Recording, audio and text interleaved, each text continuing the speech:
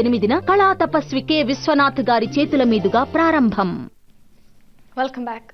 రసపట్టులో తర్కం కూడదు అంటాడు మాయాబజార్లో శ్రీకృష్ణుల వారు. ఇప్పటి సినిమాల్లోనూ అంతే. తర్కాలు కూడదంటే సినిమాలు చూడటం మానేయాలి. అంతే తప్ప డబ్బులు తగలేసి థియేటర్లో విలాసంగా కూర్చుని ఇదెలా జరిగింది అదెలా సాధ్యం వంటి ప్రశ్నలు వేసుకుని బుర్రపాడు చేసుకోవద్దు. తెలుగు సినిమాల్లో హీరో మానవాతీతుడే కాదనిలేవు. కాకపోతే లిమిట్స్ దాటితేనే ఇబ్బంది. బిజినెస్ మ్యాన్ సినిమా చూస్తున్నప్పుడు కూడా ఇలాంటి ఫీలింగే కలుగుతుంది. కళ కోసమే కాదు, కాసుల కోసం కూడా. ఇది సినిమా పుట్టినప్పటి నుంచి వింటున్న మాట. ఒకప్పుడు ఎంతో కొంత కళను నమ్ముకున్నారు. వారిప్పుడో కాసుల కోసం సగటు జీవి కళలను 16 రేళ్లలో అందంగా ప్యాక్ చేసి అమ్ముకునే వాళ్లే ఎక్కువ. తెలుగు డైరెక్టర్లైతే మరీను. ఒక్క అడుగు ఫిల్మ్ అయినా తర్కానికి అందితే ఒట్టు. డైరెక్టర్లు ఓ రేంజ్ కి వెళ్లిన తర్వాత కాన్ఫిడెన్స్ లెవెల్స్ పెరగడం సహజమే. కాకపోతే అది ఓవర్ కాన్ఫిడెన్స్ అయితేనే ప్రమాదం. మనం ఏం చేసినా ఏం తీసినా ప్రేక్షకులు తప్పకుండా చూస్తారని సగటు ఆడియన్స్ వెర్రివెంగళప్పలని అనుకుంటూ సినిమాలు తీసి తగలెడుతున్నారు. ముంబై ఇక్కడ రోజు కొన్ని లక్షల మంది దిగుతుంటారు. పొట్ట చేత్తో పట్టుకొని మెల్లగా ఎలాగోలా బతకడం కోసం వస్తుంటారు. ఇప్పటి వరకు అందరూ అలా వచ్చిన వాళ్లే, ఒక్కడు తప్ప. నేను మెల్లగా ఎలాగోలా బతికేటానికి రాలేదు.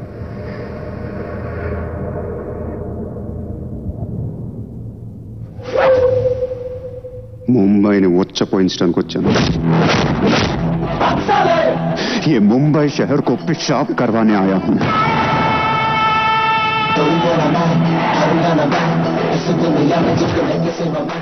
ఎన్ని కోట్లు ఖర్చు పెడితే అంత గొప్ప సినిమా, ఎన్ని థియేటర్లలో విడుదల చేస్తే అంత మహత్తరమైన సినిమా అని అనుకునే బాపతుగాళ్లు ఉన్నారు. ఓ హీరో 5-6 ఫైట్లు, హీరోయిన్ తో 4-5 పాటలు, హీరోతోనే చెప్పించే 4-5 బూత్ డైలాగులు. అవి పచ్చి బూత్ అని మనకు అర్థం కావడానికి హుయ్యమని సౌండ్, మధ్యలో ఐటమ్ సాంగ్, మెయిన్ ట్రాక్ తో సంబంధం లేని కామెడీ ట్రాక్. ఎందుకయ్యా అంటే ఎంటర్టైన్మెంట్ కోసమని జవాబు. హీరోనే పెద్ద కామెడీ అయినప్పుడు సెపరేట్ గా కమెడియన్స్ ఎందుకట?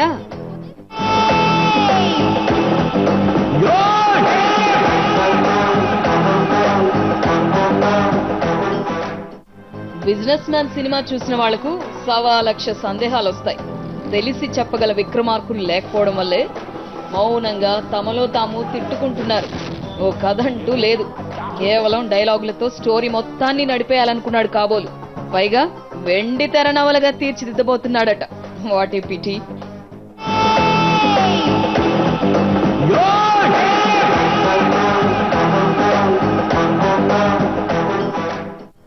కథ లేదంటూనే క్లుప్తంగా కథ చెప్పడం భావ్యం కాదు. కానీ అసలు సినిమాలో ఉందేంటో చెప్పుకుందాం.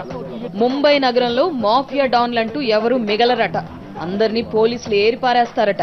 అన్నట్టు అసలు ఇక్కడే తిరకాసు లేదు. ఈ విషయం తెలుసుకుని హీరో అర్జెంట్ గా హుస్సేన్ సాగర్ రైలెక్కేసి ముంబై ఛత్రపతి టెర్మినల్స్ లో దిగేసి తనకున్న కండబలం బుద్ధి బలాలను ఉపయోగించి 4-5 ఫైట్లు చేసి ఇంటర్వెల్ తిరగకుండానే డాన్ అయి కూర్చుంటాడు. డాన్ అయినంత మాత్రాన ఎప్పుడు గన్నులు పట్టుకుని తిరిగితే ప్రేక్షకులకు బోర్ కొట్టేస్తుందన్న సహృదయంతో పోలీస్ కమిషనర్ కూతుర్ని ప్రేమించేస్తాడు. తెలుగు సినిమా హీరోయిన్ కూడా ప్రేక్షకుల్లాగే బుర్రుండదు కాబట్టి హీరో ఎవరో ఎక్కడి వాడో ఎలాంటి వాడో తెలుసుకోకుండా తను ప్రేమించేస్తుంది. అన్ని సినిమాల్లో లాగే మొదట్లో కాస్త బెట్టు చేస్తుంది. ఆ తర్వాత లిప్ కిస్ పెట్టుకునేంత ప్రేమలో కూరుకుపోతుంది.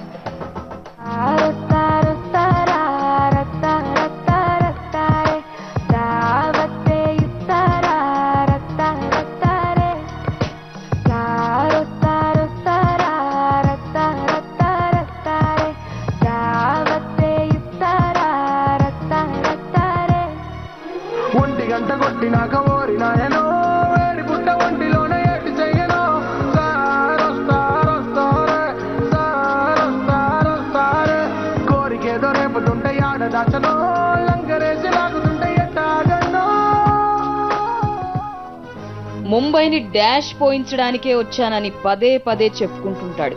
అదేదో పెద్ద ఘనకార్యం అన్నట్టు.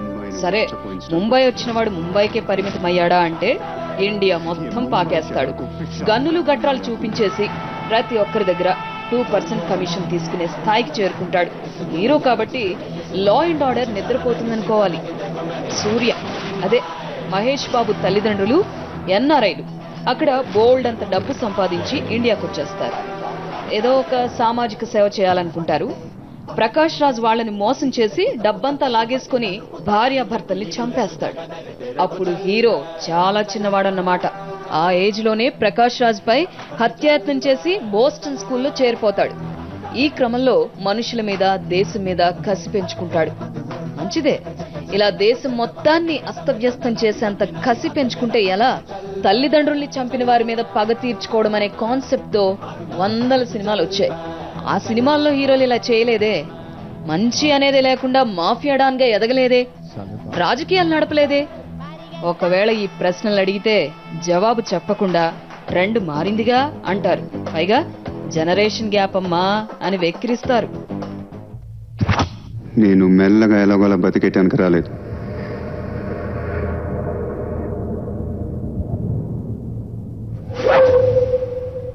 ముంబైని ఉచ్చపోయించడానికి వచ్చాను. ये मुंबई शहर को पेशाब करवाने आया हूं.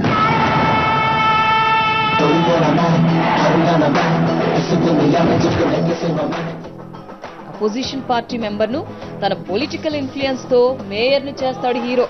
అంత ఈజీనా అని అడగండి. ఎందుకంటే ప్రధానమంత్రి పదవికి పోటీ పడే క్యాండిడేట్లతోనే కబ్బడి ఆడించేస్తాడు మనోడు. వాళ్లతో బేరం కుదుర్చుకుంటాడు. ఎన్నికలకయ్యే ఖర్చంతా భరించేస్తానంటాడు. 35,000 కోట్ల రూపాయలు అభ్యర్థుల తరపున పనిచేస్తానంటాడు. ఇంత డబ్బు ఎక్కడిది అనే చచ్చు ప్రశ్న వద్దు. కాకపోతే ఆ డబ్బు పంచడానికి ఓ 25 హెలికాప్టర్లను సమకూర్చమని పార్టీ నాయకుడితో అంటాడు. ముంబైనే డాష్ పోయిస్తున్న వాడికి ఆ 25 హెలికాప్టర్లను సమకూర్చుకోవడం కష్టమైన పని కాదుగా. మొత్తం దేశమంతటా జరిగే ఎన్నికల తంతును తానొక్కడే మేనేజ్ చేస్తాడు. రిగ్గింగ్లు గట్రాలు చూసుకుంటుంటాడు. సూపర్ మ్యాన్ తాతలా లేడు. క్లైమాక్స్ కొచ్చేసరికి యథావిధిగా విలన్లందరినీ ఎడంచెత్త నరుక్కుంటూ వెళ్లిపోతాడు. విలన్ చెంత ఓ 50 మందున్నా ఒక్కరంటే ఒక్కరు మహేష్ బాబుకు చిన్న ఘాటు కూడా పెట్టలేకపోతారు. కామెడీ అంటే ఇదే.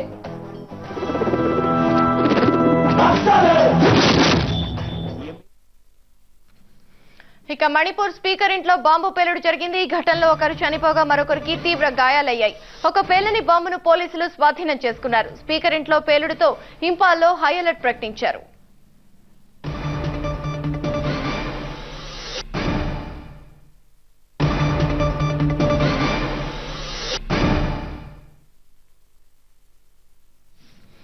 ఇవి bulletin updates. Keep watching ABN Andhrajyothy. We report, you decide.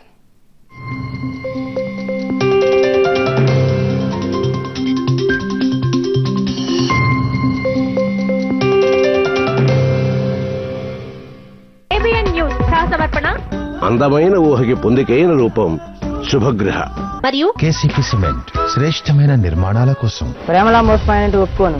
మీరేమన్నా పాల దగ్గర పాపాయాలా? మన చదువులో ప్రేమ సబ్జెక్ట్ ఉండాలి. అది లేక ఇంత మిస్అండర్స్టాండింగ్. ఎవరి దగ్గర డబ్బు ఉంటే ఆడే బాయ్ ఫ్రెండ్, పైసా మే girlfriend brother. Parents, teachers monitoring ఉండాలి. అప్పుడే ఈ ప్రేమ రోగులు దారికొస్తారు. ట్రూ లవర్స్ కూడా ఉంటారమ్మా. కాకపోతే కనిపెట్టే టాలెంట్ మీలో ఉండాలి. నాకైతే ఇప్పుడు చదివేలోకు, ఆ తర్వాత లవ్ అయినా పెళ్ళైనా. యంగిస్తాన్ సోమవారం రాత్రి 7 గంటలకు. ఈ కార్యక్రమ సమర్పణ Vignan university, Vadlamudi, Guntur district. Mandava institute of engineering and technology, Vidyanagar, Jaggaiahpet, Krishna district. సహ సమర్పణ Godavari institute of engineering and technology, Rajahmundry, east Godavari district. ఈ కార్యక్రమ సహ సమర్పణ సూపర్ వీక్ ఫస్ట్ ర్యాంక్ సాధించడం ఇది 20వ సూపర్ వీక్ విజయవాడ.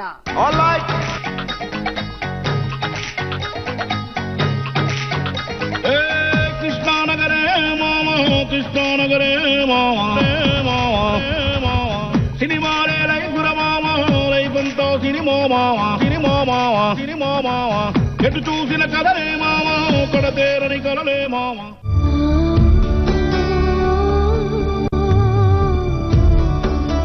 చిన్నతనం నుండి కష్టాలే నేస్తాలుగా పెరిగిన వ్యక్తి కృష్ణారావు. స్వయం కృషితో ఎదిగి ప్రభుత్వ ఉద్యోగయ్యారు. ఈ పరిణామ క్రమంలో కళల మీద ఉన్న మక్కువతో రంగస్థలంపై కాలుపెట్టి అక్కడి నుంచి సినిమా రంగం వైపు ప్రయాణించారు. ఎలాంటి పాత్ర